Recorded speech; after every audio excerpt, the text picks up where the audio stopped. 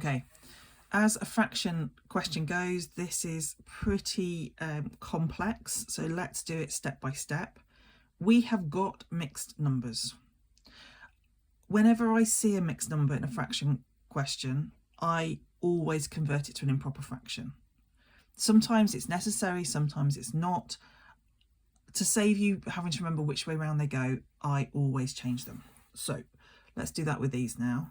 1 3/5 is the same as how many fifths? 5 times 1 is 5, plus 3 is 8.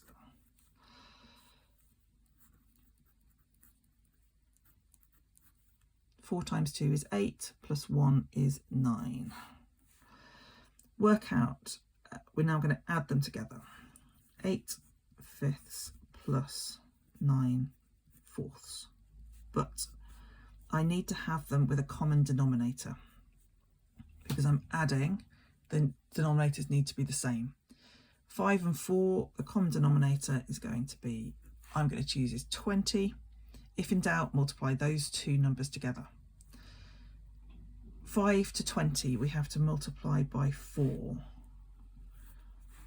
If we multiply the 5 by 4 to get to 20, we have to multiply the 8 by 4 as well. Double this, double 8 is 16, double that again is 32. 4 to 20, we multiply it by 5. 4 multiplied by 5 is 20, 9 multiplied by 5 is 45. 32 plus 45. Oh, I'm sorry, it was off the side of the page. 7 and 7. But now it needs the answer as a mixed number. So I have to go, how many 20s go into 77? Now I'm not brilliant at my 20 times table, so I'm just going to write it down my page. Gone over my 77, so that's 1, 2, 3. There are 3 wholes, 3 20s in 77. 3 got me to 60, so what's the difference between 60 and 77? And that is my answer. All right, let me try and position this one better. Again, I've got a mixed number here. I'm going to change it into an improper fraction. 3 times 2 is 6, plus 2 is 8.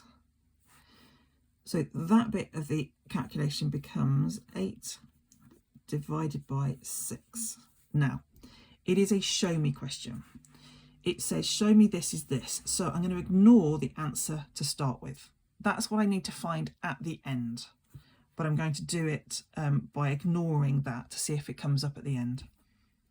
If I'm dividing by a fraction, now this doesn't look like a fraction, but if I put the invisible 1 here, suddenly it becomes a fraction. When I'm dividing by a fraction, it is the same as multiplying by the reciprocal of that fraction. So I am taking that number, keeping it the same. I'm changing that from a divide to a multiply, and then I am finding the reciprocal, which means I'm flipping this over. Then I multiply across. 3 times 6 is 18.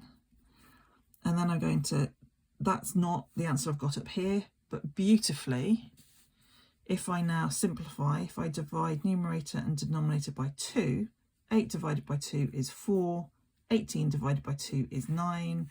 Da-da! I love a show me question when you get the right number out at the end.